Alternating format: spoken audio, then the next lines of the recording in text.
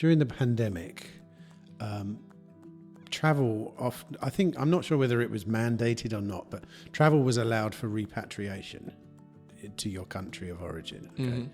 If you were English, British, and you also had a Brazilian passport, would you have been able to use that as an excuse to leave Britain to be repatriated to Brazil? As a native British person, but with also a second passport in Brazil?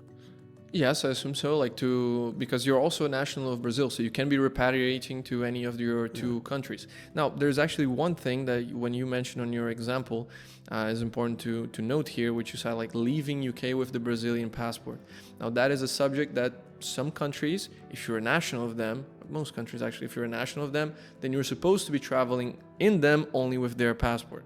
So like if I try to go to Brazil and present my Austrian passport instead of the Brazilian passport, I can get into trouble, because I'm only supposed to be traveling in Brazil as a Brazilian. But then what I choose to show to the other country that I'm going to, that's not the problem.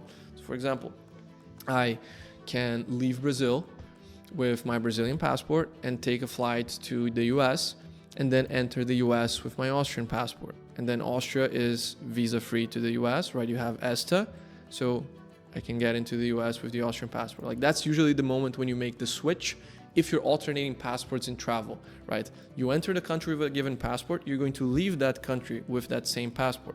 But then when you enter the next one, that's the moment where you can decide, will I enter as a Brazilian? Will I enter as an Austrian?